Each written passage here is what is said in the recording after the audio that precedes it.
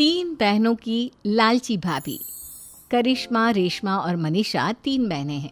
उनका एक भाई भी है, मयंक। मयंक अपनी बहनों को बहुत प्यार करता है, लेकिन मयंक की पत्नी सविता इस मामले में मयंक से बिल्कुल ही अलग है। वो अपनी ननदों का जितना बुरा कर सकती है उतना बुरा करती ही रहती है और अपनी ननदों पर हुक्म भी चलाती है। करिश्मा, करिश्मा, तुमने अभी तक नाश्ता नहीं बनाया? तुम्हारे भैया को ऑफिस जाने में देर हो रही है। हाँ भाभी, बस अभी बनाती हूँ। करिश्मा, तुम ये ढीलापन छोड़ दो। कल को पराए घर जाना है। वहाँ अगर तुम इस तरह से काम करोगी तो लोग क्या कहेंगे कि माँ ने और भाभी ने कुछ सिखाया नहीं। और तुम्हारी दोनों बहनें कहाँ हैं? अब रेशमा मार्केट गई है और मनीषा सो रही है। क्या? सुबह के 8 बज रहे हैं और ये महारानी अभी भी सो रही है? ये कहते हुए सविता अपनी सास दुर्गा देवी के पास जाती है। माँ जी, देख रही हो अपनी बेटियों के तौर तरीके?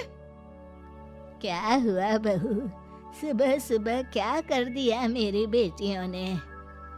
अरे एक तो अभी अभी उठकर किचन में गई है, दूसरी सुबह सुबह बाहर चली गई और तीसरी अभी तक सो रही है। क्या करूं मैं इन तीनों का, मैं तो परेशान हो गई हूँ। जा जाकर उठा उसे और रेशमा से मैं बात करती हूँ। सविता सीधा मनीषा के कमरे में जाती है और उससे कहती है, महारानी जल्दी उठो, सूरज सर पर आ गया है। भाभी थोड़ी देर और सोने दो ना, मैं रात को लेट सोई थी।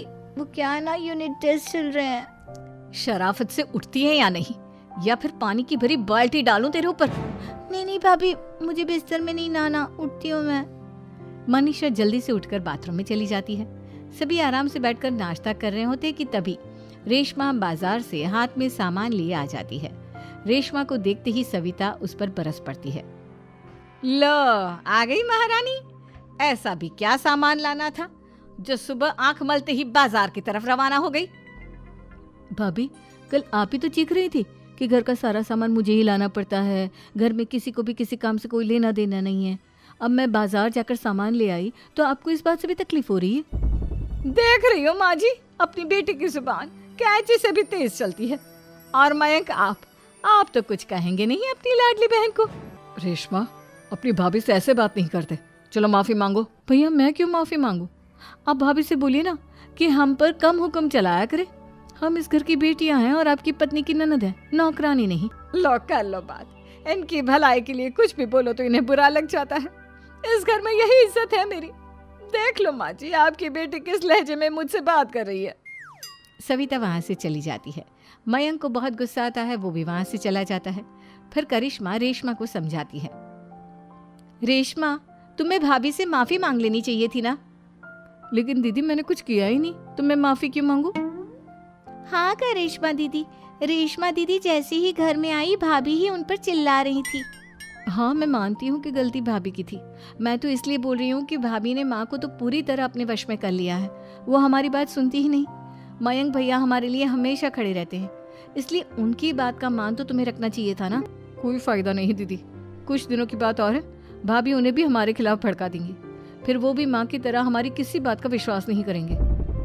इसी तरह सविता अपनी तीनों ननदों को किसी न किसी बात पर परेशान करती रहती थी। एक दिन मयंक अपनी तीनों बहनों के लिए गिफ्ट लाया। क्या रेशमा, ये तुम्हारे लिए हार का सेट। रेशमा, तुम्हारे लिए सुंदर सी ड्रेस। और मनीषा, तुम्हें किताबें पसंद है ना, तुम्हारे लिए किताबें लाया हूँ। थैंक यू भैया। थैंक यू भैया। थैंक यू भैया। करिश्मा, तुम्हारा नेकलेस कितना सुंदर है। ये भैया कहाँ से ले आए होंगे? मैंने भैया को 3 दिन पहले फोन पर ये डिजाइन दिखाया था और आज भैया ये ले आए। सविता तो अपनी ननदों के गिफ्ट्स देखकर जल गई और करिश्मा का नेकलेस तो उसे भी बहुत पसंद आया था। अपनी बहनों के लिए कितना अच्छा नेकलेस लेकर आए हैं, मुझे कभी कोई गिफ्ट नहीं दिया। मैं आज ही ये हार चुरा लूंगी। रात में सविता करिश्मा का हार चुरा लेती है और इसी तरह उसे अपनी ननदों की जो भी चीज़ अच्छी लगती वो उसे मांगती नहीं, बल्कि रात के अंधेरे में चुरा लेती। इसी तरह दिन बीतते गए और सविता ने मयंक के दिल में भी उसकी बहनों के लिए नफरत पैदा कर दी। एक दिन मयंक ने करिश्मा और रेशमा के लिए रिश्ता देखा और ये बात उसने घर में सबको बताई। माँ, करिश्मा और रेशमा के लिए बहुत अच्छा रिश्ता आया है। वो लोग कल इन्हें देखने आ रहे हैं। आप और सविता मिलकर सारी तैयारी कर लेना। ये सुनकर करिश्मा और रेशमा खुश हो जाती हैं, लेकिन सविता सोचती है, अगर इन दोनों बहनों की शादी हो गई तो घर और बाहर का काम कौन करेगा? मनीषा तो एक नंबर की कामचोर है, उससे तो किसी बात की उम्मीद लगाना ही बेकार है।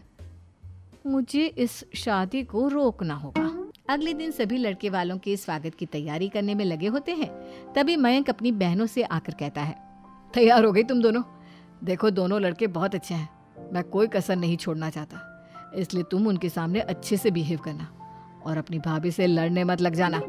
करिश्मा, तुम वो नेकलेस पहन लो ना जो मैं तुम्हारे लिए लाया था। भैया मैं बहुत देर से वो नेकलेस ढूंढ रही हूँ, लेकिन मुझे मिल ही नहीं रहा। क्या तुमने नेकलेस खो दिया? तुम्हें पता भी है वो कितना महंगा था? तुम कोई काम ढंग से नहीं कर सकती। मयंक गुस्से में वहां से चला जाता है। थोड़ी देर बाद लड़के वाले भी आ जाते हैं। वो दोनों बहनों को पसंद कर लेते हैं और रिश्ता पक्का हो जाता है। लेकिन सविता के दिमाग में तो कुछ और ही खिचड़ी पक रही थी। वो पंडित जी के पास करिश्मा की कुंडली लेकर जाती है और उन्हें पैसे देकर करिश्मा की कुंडली बदलवा देती है। जब लड़के वालों के पास करिश्मा की कुंडली जाती है तो वो दुर्गा को फोन करते हैं। बहन जी, हमने करिश्मा की कुंडली अपने पंडित जी को दिखाई थी। आपकी बेटी की कुंडली नहीं बल्कि दोषों का पिटारा है। देखिए, मैं और मेरे पति इन सब बातों में बहुत विश्वास करते हैं, इसलिए हम आपकी बेटी से अपने बेटे की शादी नहीं करा सकते। इस तरह करिश्मा का रिश्ता टूट जाता है और सभी घर वालों को बहुत दुख होता है। अब कविता सोचती है, चलो करिश्मा का तो रिश्ता टूट गया, अब रेशमा का भी रिश्ता तोड़ना है। क्या करूं? अब सविता आवाज बदलकर किसी अननोन नंबर से रेशमा के होने वाले ससुराल में फोन करती है। हेलो, मैं कौन हूँ कौन नहीं ये आपके लिए जानना ज़रूरी नहीं, बस इतना सुन लो कि रेशमा का 2 साल से किसी के साथ अफेयर चल रहा है। बस रेशमा का रिश्ता तोड़वाने के लिए सविता का इतना कहना काफी था। अब रेशमा का भी रिश्ता टूट गया। मयंक और दुर्गा देवी ने रेशमा को खूब खरी खोटी सुनाई और उससे बार बार उस लड़के के बारे में पूछने लगी। आप दोनों मुझे क्यों परेशान कर रहे हो? अरे कोई लड़का होगा मेरी लाइफ में तो मैं बताऊंगी ना, जब कोई है ही नहीं तो कहाँ से लाऊं मैं कोई लड़का? तो तेरे होने वाले ससुराल वालों को फोन किसने किया था?